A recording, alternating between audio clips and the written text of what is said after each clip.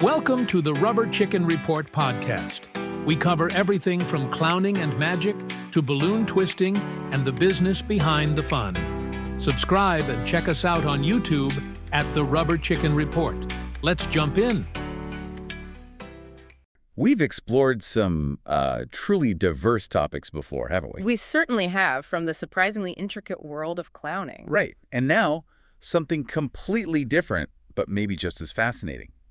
Magic. Exactly. Today we're looking into Mark Wilson's complete course in magic. This specific book, it keeps coming up. Yeah, it seems to be considered pretty foundational, almost like a key text for understanding magic. Rosetta Stone, maybe? Kind of, yeah. Apparently good for, total beginners, but also valued by people who know their stuff. We even saw a reference from the International Brotherhood of Magicians, calling it a great resource. Mm-hmm.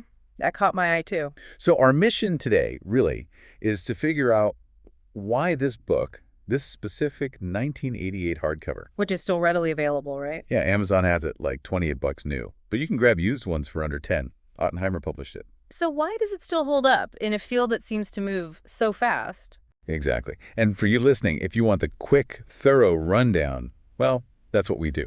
We've sifted through the sources to pull out the main insights. Okay, so this complete course, big title, what's the initial impression of what it actually covers? It sounds huge, like really broad. Not just cards, then. Definitely not. The Magic Orthodoxy YouTube review laid it out pretty clearly. Cards, yes, but also rope magic, silk magic. Stage stuff, too. Yeah, stage magic, mentalism, even tricks with numbers. It's positioned as like an intro to everything magic. Wow, so it really tries to live up to the complete part of the title. Seems like it. The reviewer called it a really great introductory course to the whole, landscape. And the book itself, the physical object? The reviewer mentioned the big hardback edition? Yeah, that classic version. There was a smaller paperback later, apparently, but the hardcover feels significant. It does give it a certain weight, doesn't it? Like a textbook, almost. Maybe that adds to its authority. Could be.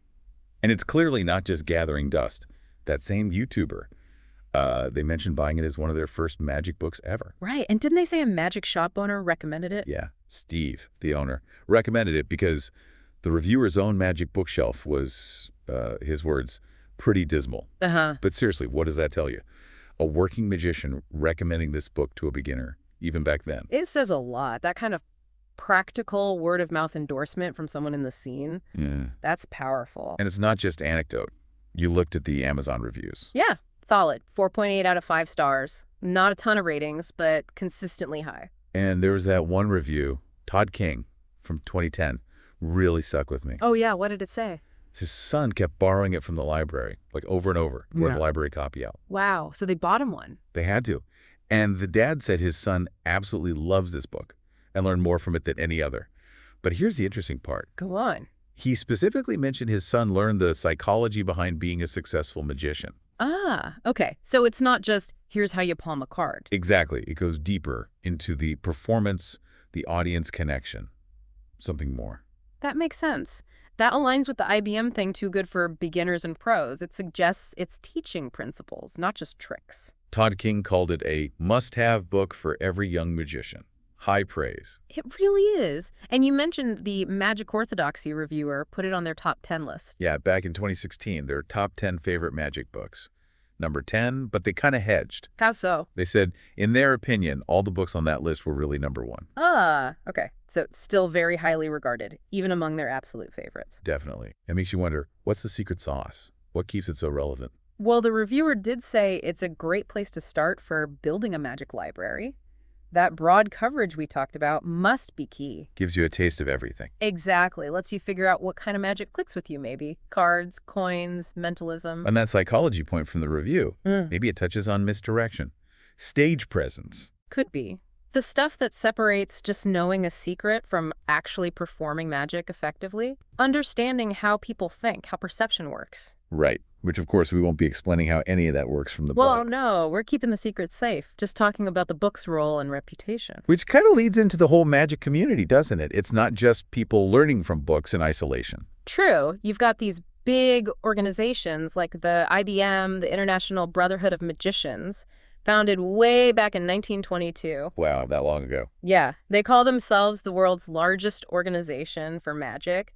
They have a journal, the Linking Ring, local clubs called Rings. Conventions, too? Annual conventions. It's a whole network. And there's also the Society of American Magicians, SAM. Even older, 1902. The oldest and most prestigious, they say. Their goal is elevating the art form. And they have a magazine, too, MU. Right. So there's this established community structure, history, publications, local groups. And a book like Mark Wilson's.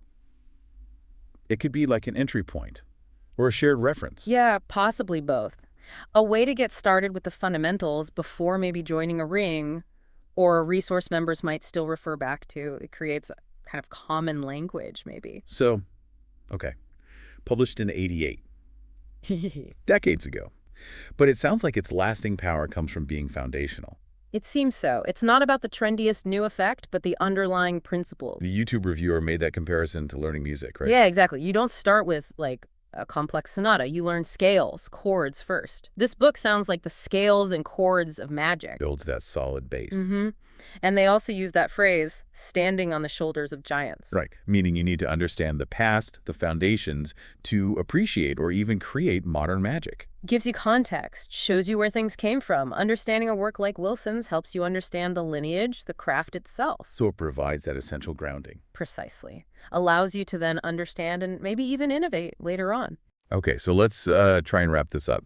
It feels like Mark Wilson's complete course in magic is way more than just a trick book. Definitely seems that way. It's this comprehensive, well-respected intro to the whole art. Valued by beginners, sure, but also by pros.